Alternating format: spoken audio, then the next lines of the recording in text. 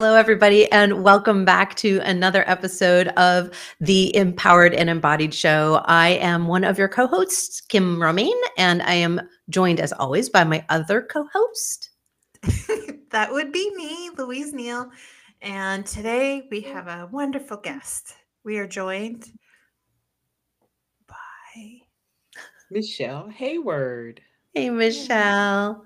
We're going to tell the world about you in just a minute, but we want to start this week how we start every week. What are we celebrating? What are we celebrating? You know what I want to celebrate, or Yeah. what I'm celebrating? Somebody brought up the fact that rest is really important, and I told people I take naps, and so I'm celebrating naps. So if you're not everybody's a napper. I was raised by a teacher who ran her own daycare, so since a young age I have been trained to take naps. So I celebrate that I still, almost at 50, take naps. So that is what I'm celebrating. I love that. And I love the backstory on that too. Like, I grew up with naps being the norm. Like, of course I'm going to take naps. I love that because it's really about listening to your body, right? And knowing what it is you need when you need it. I currently am struggling with sleep, like nighttime sleep, going through menopause and like all the things that are happening right now. My sleep is chaotic and napping has become very important. Without a nap, I am not functioning like barely at all on most days. And so, yeah, it's really kind of tuning into what you need and working your way towards like, filling all those buckets. Um, I could celebrate. I had a really good sleep last night. That was pretty Yay! awesome. I finally did. I love it. So I will celebrate that because I've been working hard on my sleep hygiene and my routine and all of that stuff so that I can feel rested. So I will. I'm going to piggyback off Michelle's celebration and add sleep too. I'm celebrating sleep and rest. You stole my sleep from me. Last night was the first night in like a month I got a shitty night's sleep. Oh, thanks. You're I'm welcome. sorry, but thank you. It's okay. I love you enough to give it over. Here you go. I love this idea about rest, and I think I'm going to jump on the same bandwagon because in a slightly different way is this idea of going at our own pace. I had this whole plan that this launch that I'm doing was going to come out today. And I sat back and I went, no, it's not going to happen today.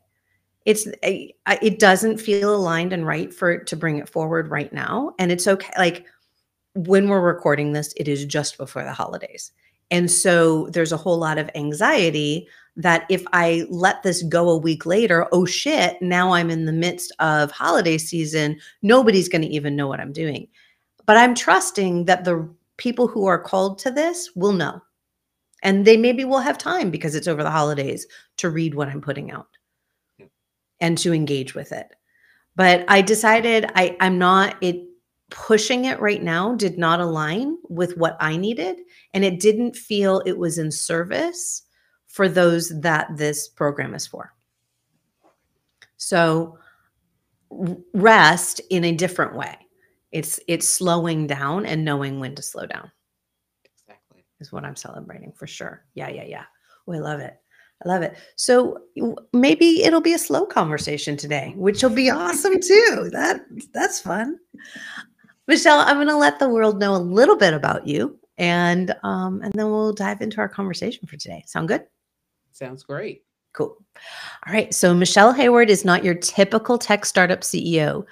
Dirt road born and raised in rural South Carolina, she's one of 5 children and was known for being quite unlike the confident leader she is today. Michele may appear as an extrovert, but she's actually an ambivert at heart. Amen to that. And while she hated coding in school, she loved math and its endless possibilities. As the founder and CEO of PositiveHire, Michele is dedicated to empowering Black, Latina, and Indigenous women in STEM. Her innovative software focuses on retaining underrepresented women in STEM management positions.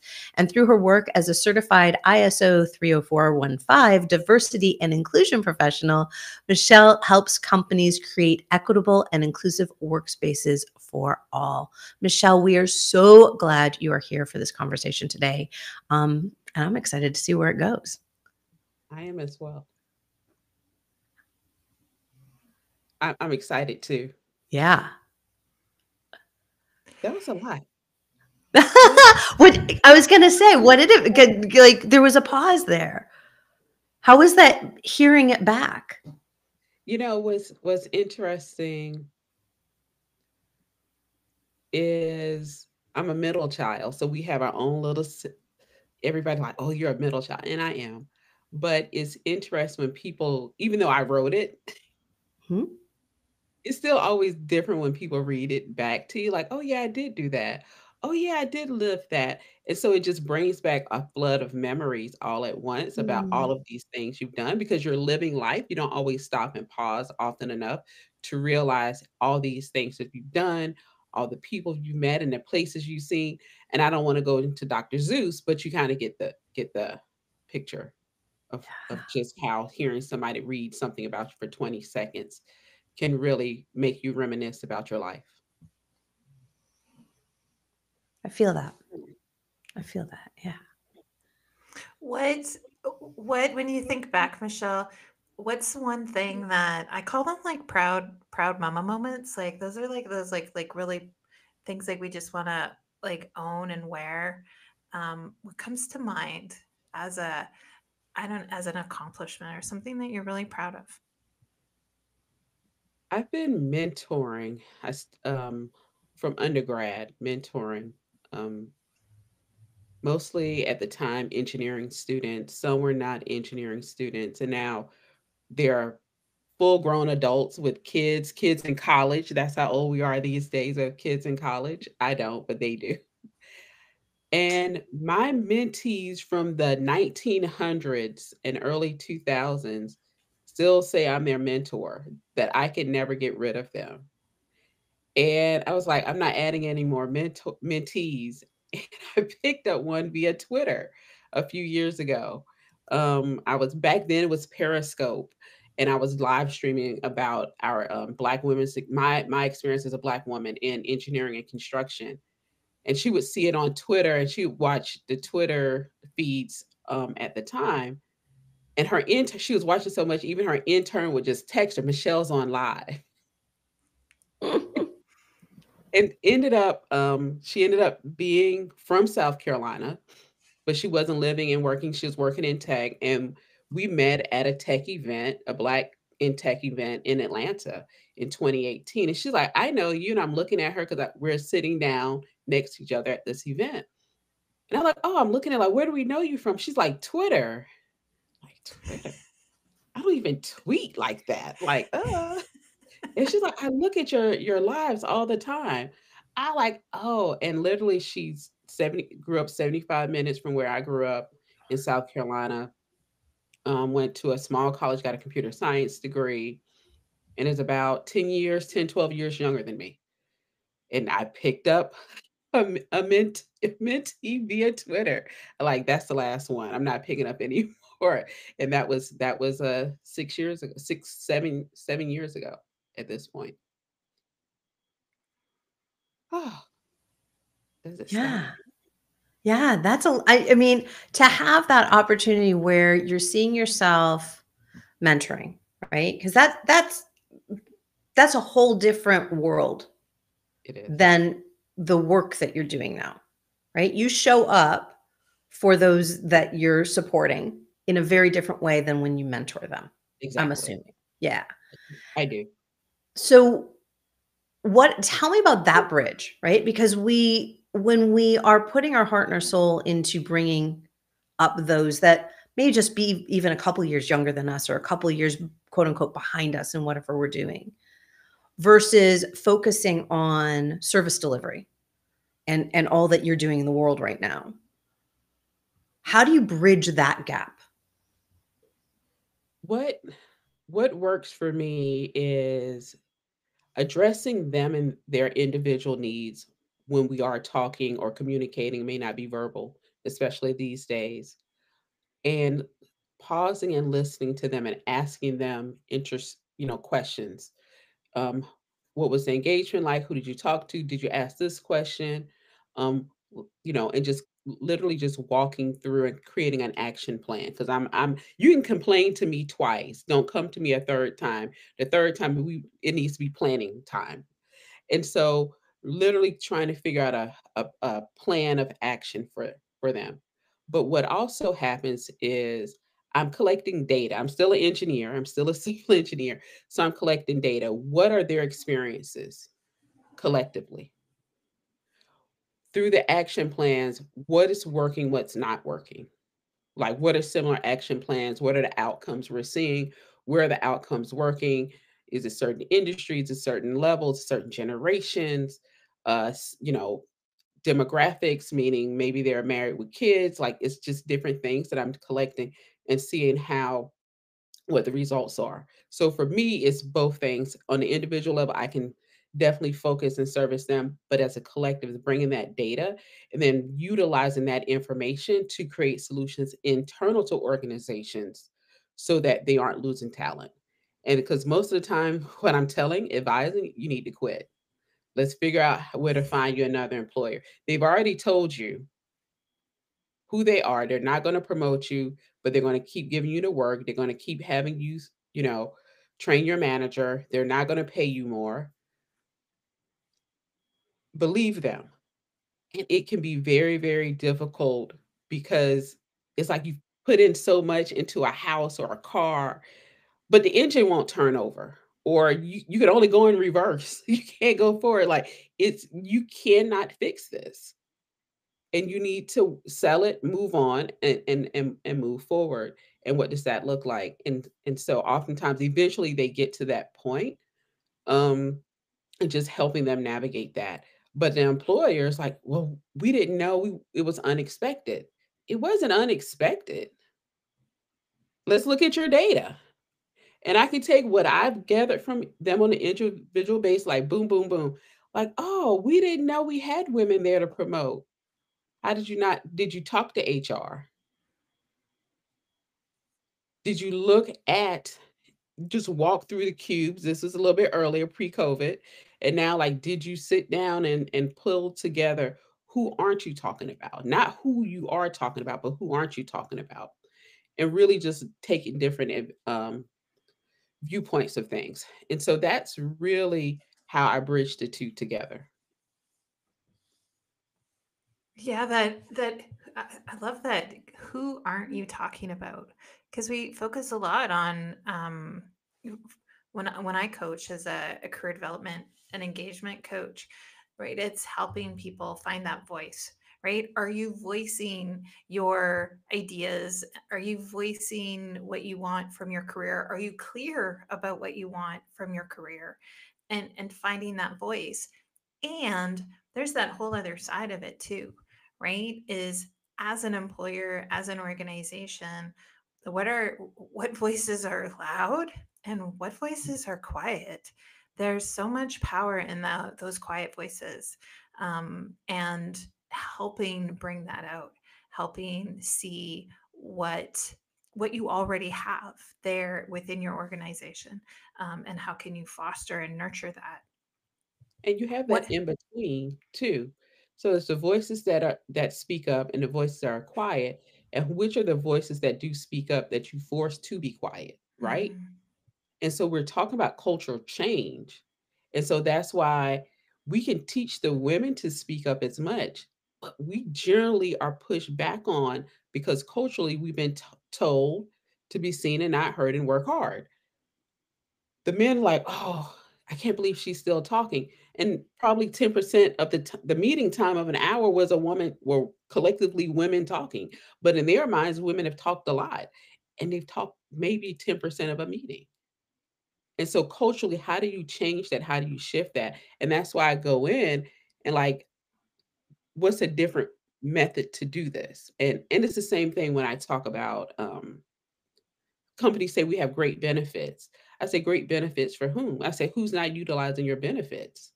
And they're like, well, what do you mean? I said, if your benefits, you show a certain demographic of people aren't utilizing your benefits, they aren't equitable, they aren't inclusive.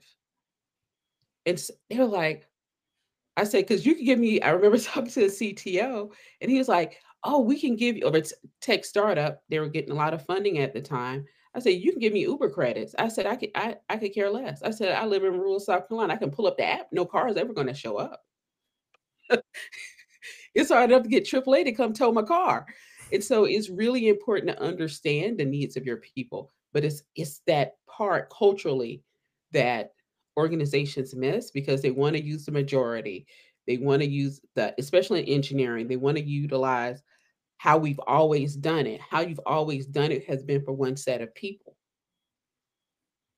And it's a huge struggle right now to retain women engineers. By the time women engineers about mid 40s, 70% of them have already left their engineering careers for good. 70%. And so it's this huge gap, like, oh, we what do we need to do to keep them? You have to change. You mean the organization? Like, no, you. And that's a hard thing. And I had this conversation, because it's an individual thing. Culturally, you're raised to believe certain things, and you can change. The organization is a building is a building, or organization is built of people. And like, oh, I never, like, they don't sue the building. They don't mail the mail.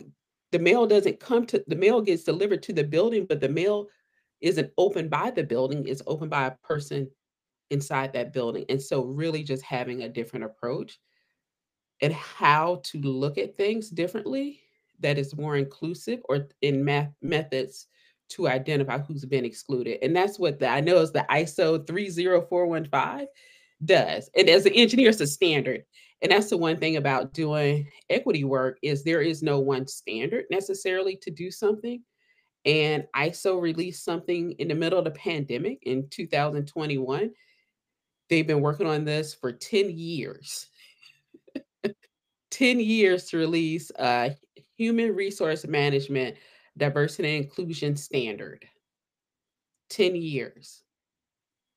It started with SHRM and went over to ISO. So there are people working on it just because so we can have processes that move through the same different organizations, but the same process that you can plan, do, check, act. So I'm gonna pause there.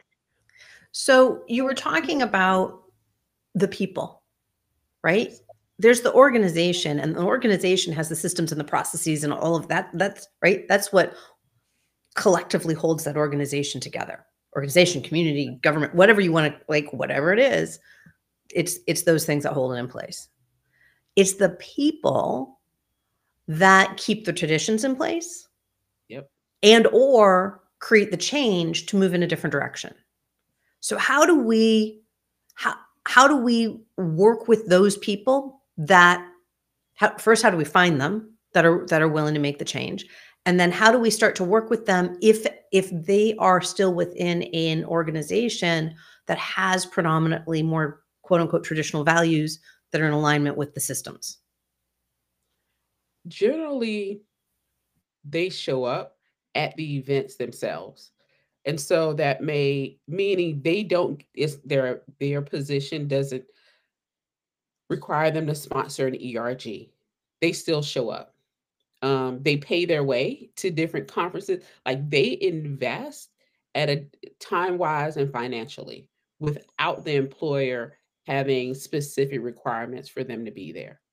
And so sometimes just sharing out the events, see who shows up out of 5 or 6 events, who shows up to half of them that may not necessarily fit who it's you think you're marketing to, right? Then also see what actions they take because showing up is one action. Another action is putting your personal brand and influence inside of the initiatives or goals of that particular group or event. And I'm thinking more specifically ERGs, and seeing what happens. See how deeply they're willing to invest, and also how long they are. And one of the examples was somebody went and asked an executive, a leader from an ERG, we have members in our ERG who want to get into leadership roles. How can they do that? That particular VP said, hey, we have opportunities coming, but it requires people to be certified and to get this particular certification. They work between that executive leader, HR, HR learning and development, and that ERG to bring in the necessary training for people that would be interested in that ERG so that they were in place and they were trained when those opportunities were opened up. Had they not asked, and this ERG, this executive leader volunteered to put in this additional work. Because we can go to a manager like, oh, I want to do this, like, oh, that's not a good fit for you. And I hear it so many times from women who have technical education, technical experience, they're getting tracked out of technical work. And so now you have somebody who can sort of like a sponsor, but are helping you in a way and removing barriers to trainings that your manager would not allow you to take. That has been huge. I lost a really good engineer because his director would not permit him to take a training. He was a licensed engineer in 2 states. And he was denied the training that only he was the only one working on this specific project that I was on. Out of his group of engineers, he found out they were bringing in the training, went to his director, asked for it, and was told no. A recruiter called him up, offered him a position because he had experience on this one particular project. Guess what? He left. That and he was 3 minutes from home. He didn't have an hour commute.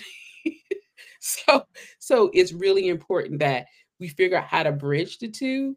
But you really identifying who it is sometimes it's easier than we think because they show up and they actually put their personal brand and resources, influence in order to drive change in that organization without any personal benefit to them. Yeah, and it's these advocates, right, within organizations that really drive change. It's not necessarily what position they hold, but it's their deeper understanding of what it is, but they're also their deeper connection to to the totality of it, right? They can see things often that we don't see around succession planning, around industry changes, like all of these things, right? People are tuned in because they're curious and they're interested and they're passionate about what they're doing. And so they come to the table with all of this knowledge and are able to help guide and suggest and see the bigger picture. It doesn't matter. It doesn't matter always what ladder rung you're hanging your hat on. Sometimes it really is just about the conversation and that acknowledgement that somebody has that desire and those skills and they want to grow and being able to foster that. Um, how I'm really curious around sponsorship because I think that goes such a long way in organizations is when you can foster that sponsorship or have that sponsorship that's not necessarily your leader or your skip level. We're all not blessed with great leaders when we start a job or grow in our career path. So, what how do we grow our sponsorship or how do we grow our advocates like for us individually within organizations? I would say what I usually advise is this: what goal or outcome are you looking for by having a sponsor or advocate? That's number one. Number two, what do you need that person to be? And that could be job title, um, level of responsibility, access. Even if you don't have, what access do they have? Like you can figure out how to access them. Like we have all sorts of ways to use that. I'm not saying stock them, but also look at them on a personal level, their level of integrity, their personal brand, what alignment do they have to you? Because it can be a lot of people to have access, but their personal brand can be horrible. I had an old manager. He had a lot of access, but his personal brand internal to the organization was not the best. I found a whole lot more when he left. But it was really important to know these things, because if you tie to this person, it not only can follow you in that organization, but it can follow you through the industry. And so those are the things that I generally tell them to figure out first. Then next, research in your organization. I said some of the best people to ask that are usually ignored are your admin team. They usually can say, oh, you probably need to talk X, Y, and Z, or one, two, three, and they can give you history of the person, especially if they've been there a few years and they know both of you. So sometimes they're the better people to recommend people. And other times, search in your intranet and on LinkedIn and just do a Google search on the person to really get a better feed on them. Hopefully, they've done a couple of interviews, maybe podcasts, hint, hint. And that way it gives you a better idea. Then I said, make a list, 3 to 5, no more than 5. 3 is good, and just reach out to one and at least 3 times to get, see if they'll be willing to meet with you, to see if they'll be open to being your sponsor. I said, unfortunately, when it comes to Black women, Latinas, Indigenous women, we often have to go find our own sponsors. They are not going to come to you. So it's really important that you do your due diligence, because you're going to have to pitch them and sell them on why you want them to be your sponsor. And so we craft up a couple messages that they can send. And most times they do get the sponsor.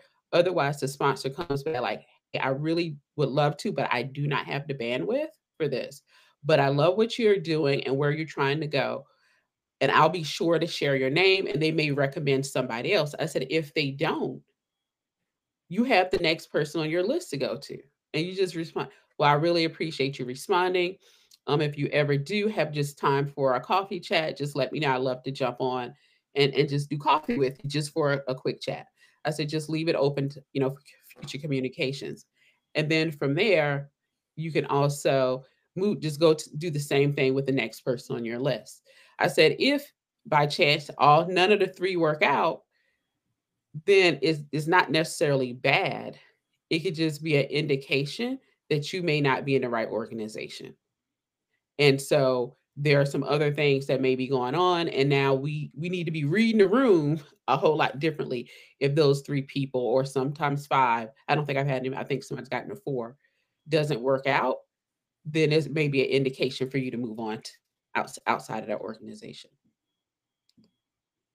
So the 3 of us, we're having this conversation about access, inclusivity, equity within these corporate structures, right? Yes. I think the 3 of us understand what we're talking about when we say this. And there's a lot of people out in the world who are going to be nodding along saying, of course we need this. And yet current and not so current events will definitely shine a light on the fact that a lot of people don't actually understand and are not putting feet on the ground to do the work to continue to make sure that access, equity, inclusion is available. Could we talk for just a little bit about why that's so important and what the heck that has to do with this idea of empowerment?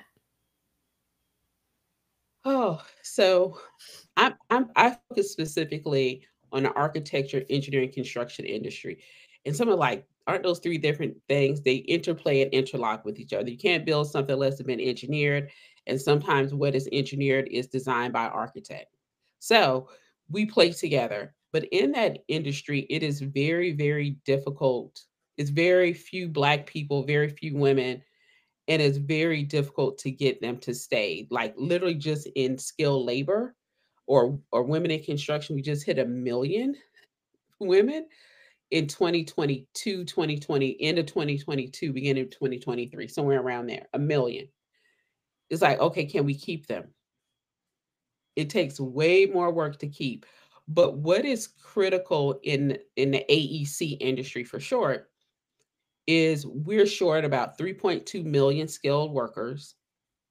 we're going to be short 400, at least 400,000 engineers in 2 years. So 2027. People are like, oh, that's a lot of people. I was like, no, you don't understand. That means you may have issues with clean water in no matter what city, county, or state you live in, because we don't have enough people in that space. When it comes to your roads, your highways, your bridges, you may be rerouting because they don't have enough people to do maintenance, much less construction and repair work. It's going to take longer to get projects done, and there's going to cost more money. And so when I tell people, they're like, oh, I was like, to the tune, you're short in industry almost 4 million people. And so for us, it is a detriment to not necessarily the industry, but to the entire society of the US, because this is our infrastructure, it's our clean water, it's our transportation, and it's our electricity. And so as we see, everybody wants to talk about AI. AI can't grow unless we have enough engineers and enough construction people, because they have to build a data centers, but you have to have all that infrastructure to build the data center and for it to operate as well. And we don't have the people. So in this particular industry, the reason why it's getting pushed so much faster than others is because of the shortage of talent and the amount of money organizations cannot make because they don't have the people. If they could make the money, they could care less. They would continue to do the same thing. And just seeing in 20, let's say 25 years, how far engineering has come, not very far. We're still losing a lot of women. We're still losing 70% of women. Like, well, it used to be 85 in the, you know, so we've doubled. It's like, but we should be down only about 30-40%. I think men leave at about 42% of men leave engineering. Women are a much smaller population engineering, but we leave at just at 70%. So for this particular industry, but what is really critical about having inclusive, equitable workplaces is we solve problems quicker, we solve them more efficiently, and we understand that there is a problem. It's so interesting when men like, I can't believe the women's bathroom is the line is always long. Like, yeah, because the man designed it. Not understanding just because you put the same number of stalls and urinals, same number of urinals installed in a man's bathroom as a women's bathroom, doesn't mean we're going to move at the same pace. We get halfway undressed every single time, no matter what our business is. So seemingly you would want to time how long does it take the average woman to go to the bathroom? Then add on at least one child that they made, because usually the child goes with a woman, whether it's mom or the maternal figure. How much longer is that? So is that a 7-minute trip to a 2-minute trip? And so really understanding that women need a larger bathroom isn't from the premise of there's going to be more women. It's from the premise of we take longer because we halfway undress every single time. And so understanding and having sometimes lived experiences, understanding what questions to ask really brings about different solutions to problems that have never been addressed until women, Black people, Latino, Hispanic people are in the room, disabled people especially, that aren't addressed. Like, oh, there's no ramp to the stage. Oh, we didn't think about that. Well, did you ask? Well, no. Had you been told, what would you have done? Well, you wouldn't have done anything. You're like, well, just use the mic from the floor. Like, not everybody can't see the person that's speaking. And the camera crew doesn't know they need a camera on the floor for the speaker. And so it's just really things that need to be asked, that generally when you bring together a diverse pool of people, they start asking these questions. And I was at a DEI event and they didn't have closed captioning on. And somebody brought it up. I want people to just like think about that for a second. A DEI event that was not inclusive. Yes.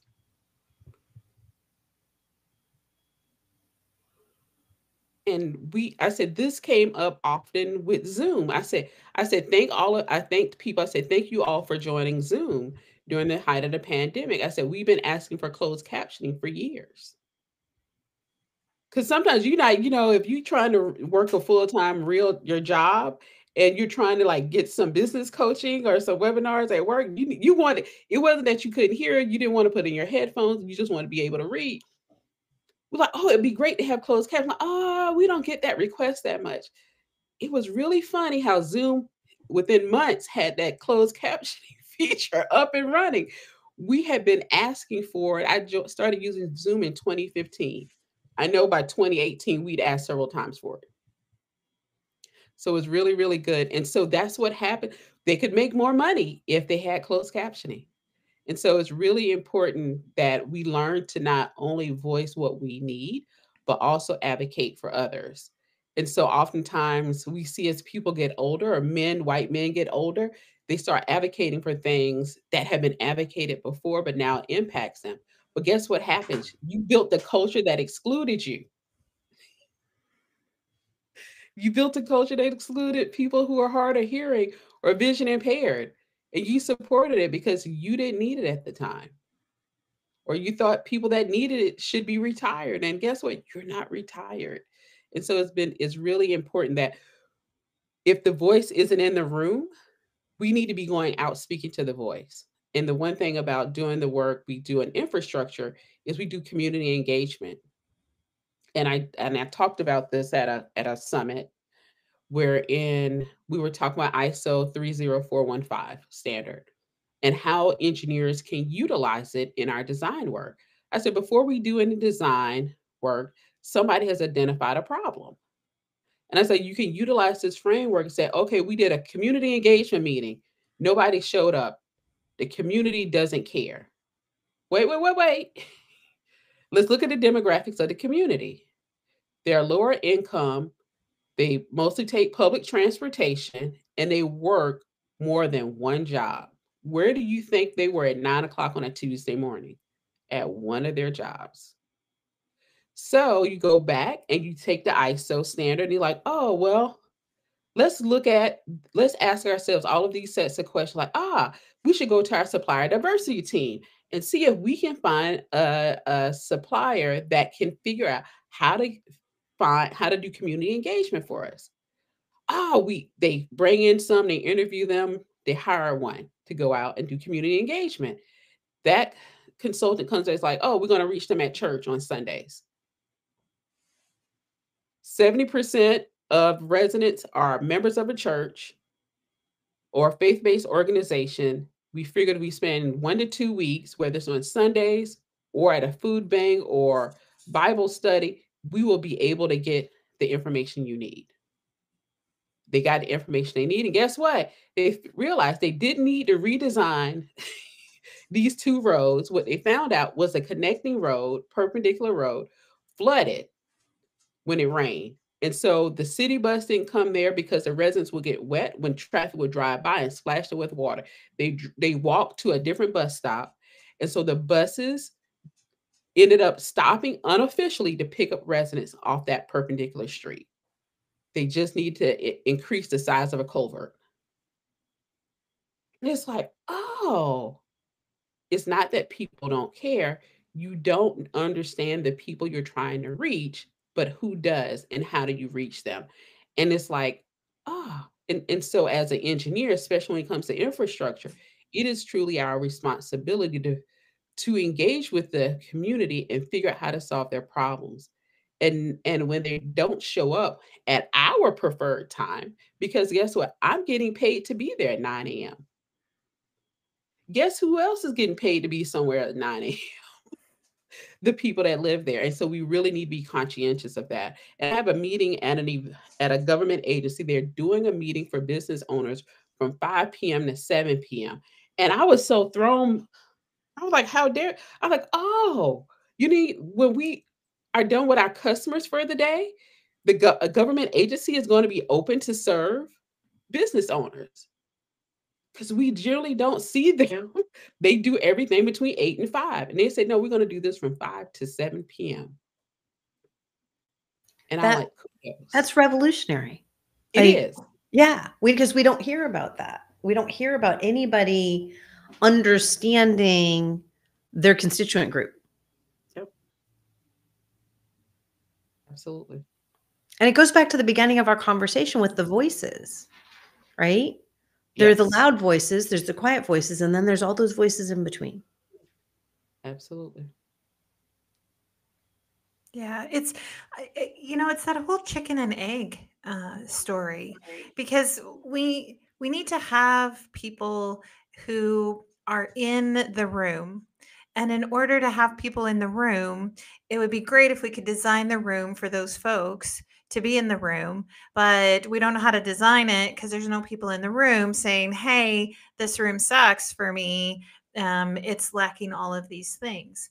And so this diversity of thought gets lost because it's like, where do we start? It's this cycle, and having people in the room so that they can start to voice what's not working in the room is huge. And I love that this standard has actually come into play, because it sounds like it helps people start to pose questions to say, who needs to be in the room?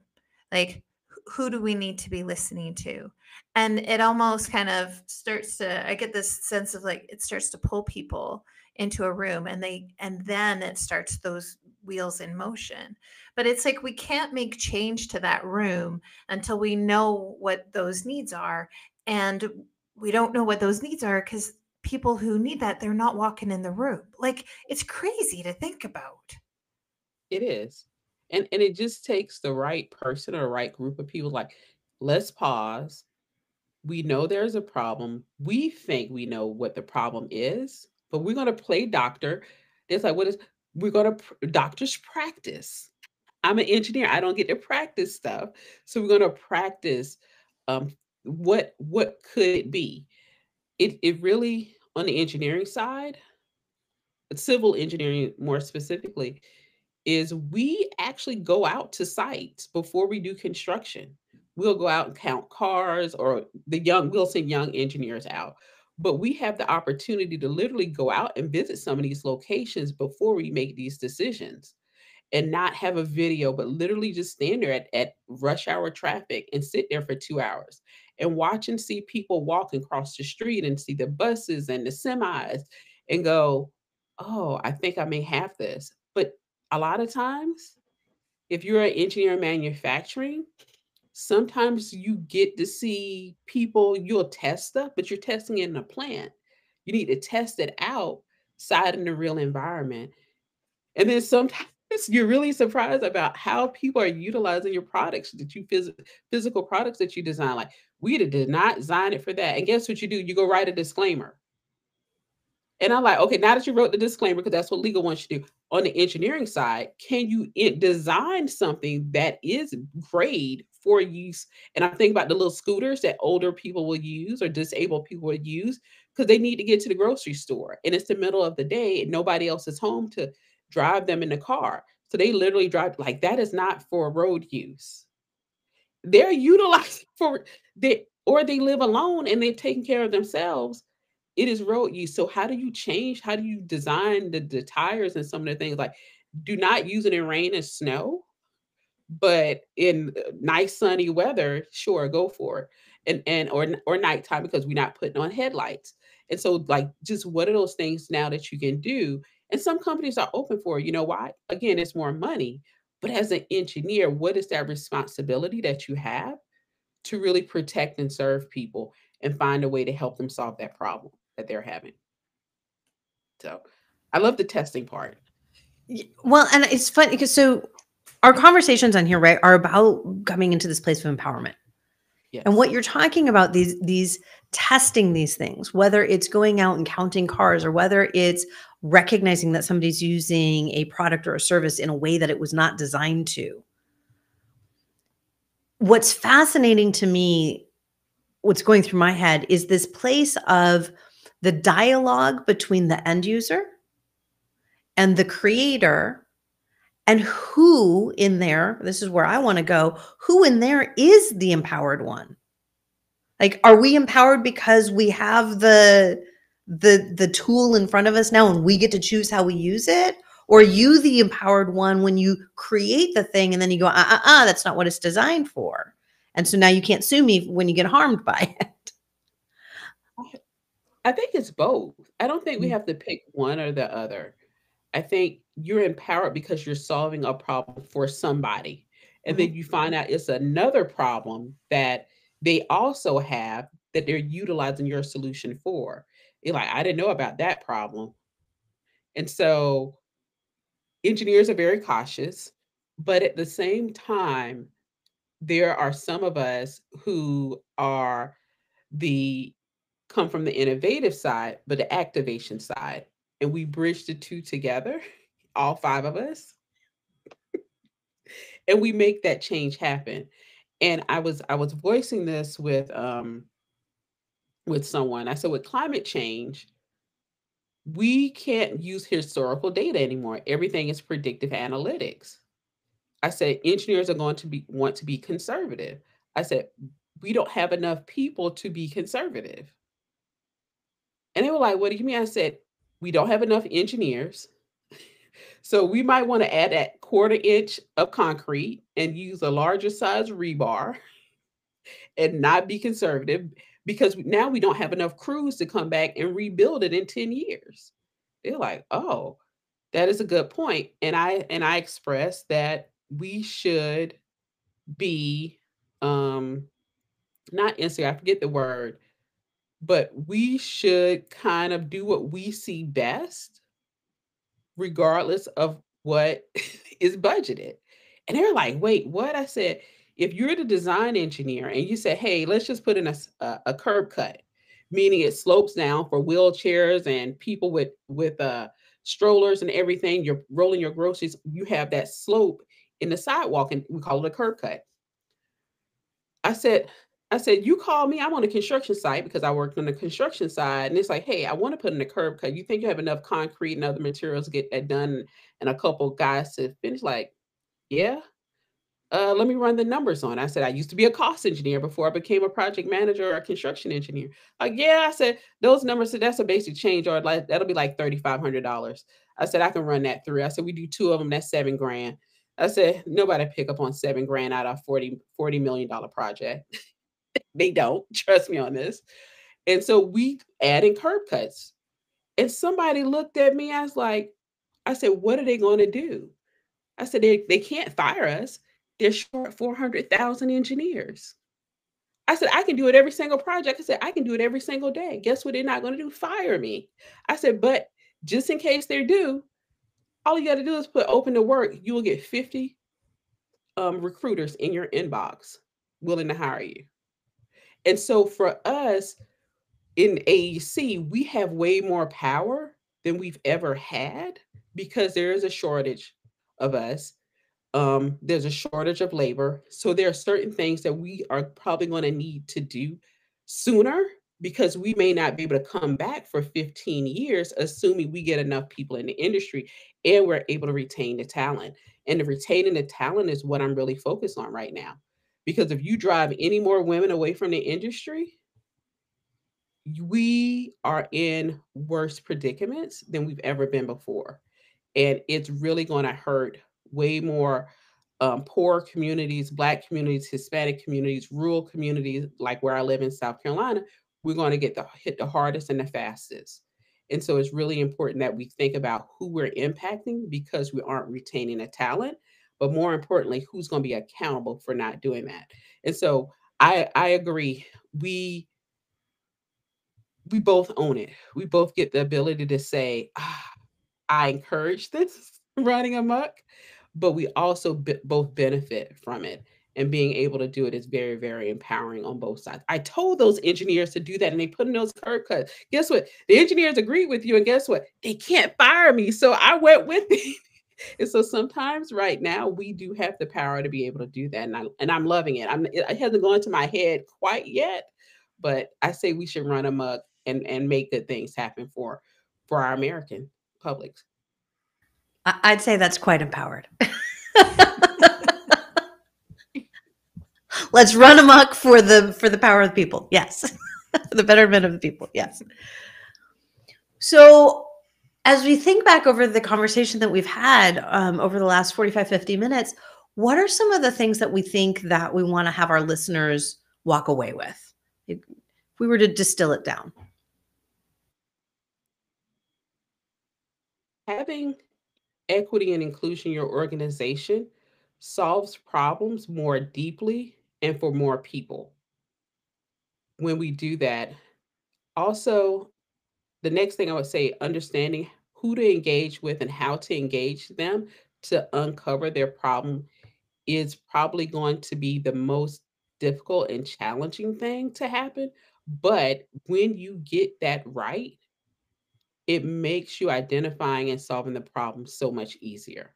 So stick in that vein the longest. What do they say? Measure twice, cut once. This is your measure twice areas, making sure you're focused on the right people so you can identify the right problem before you start with a solution. Yeah, that is like that's the key, right? Is to be able to hone in on what the problem is so that you are able to address it in a way that is more inclusive. And this, I just, it's this reminder of that somebody has to somebody has to start the conversation. Somebody has to open the door to the room. Somebody has to step in it. Like change doesn't happen in a vacuum, right? And throughout our conversation today, and just like reminded over and over again, is that like that stepping into a room where you might not feel like you have a voice or you might not feel like anyone's listening, that's the start of it, right?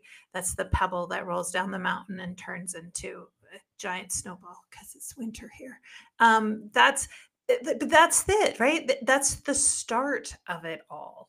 And it doesn't have to be big. It doesn't have to be, you know, blowing things up or changing the way everything happens. What we're talking about is how do you change, right? How do you do curb cuts? Like how do you make that change? How do you take kind of that power back so that you can start to make that change that's so important, however you want to do it. And that's just what came back over and over throughout our conversation today was that it's the start. It's where's your pebble, and where's that going to get you started, and who knows where it leads to.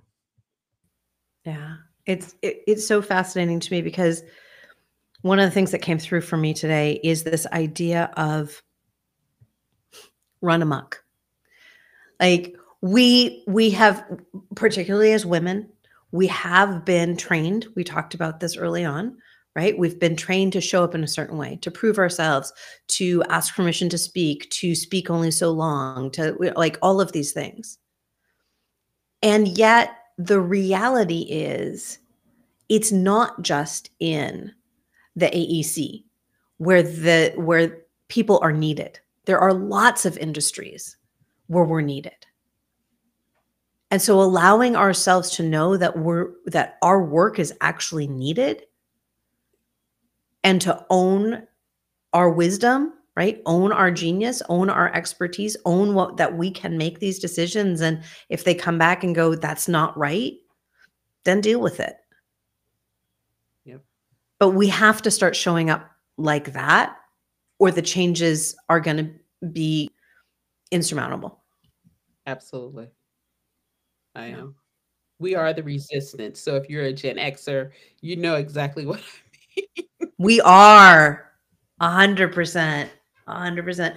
Michele, how can people connect with you if they want to continue this conversation or want to know what you're up to in the world? The easiest way is connect with me on LinkedIn. I'm Michele with one L. So you are going to have a hard time finding me. And it's Heyward. Remember, I'm Southern. So it's hey y'all, how you doing? So it's Hey, WARD. So definitely connect with me there and just let me know you found me because of this absolutely fantastic podcast with Kim and Louise. So so I can let them know your listeners are connecting with me on LinkedIn. I love that. Yeah, we love that too.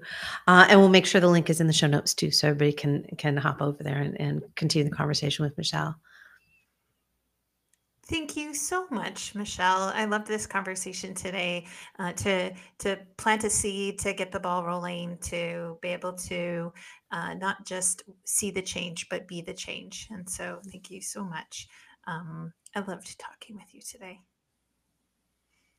Now, everybody, go take your nap. Thank you, Michele. Thanks, everybody. We'll talk to you next week.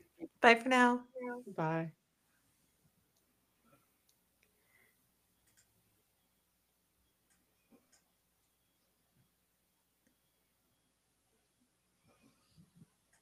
All right. How was that? That was fun.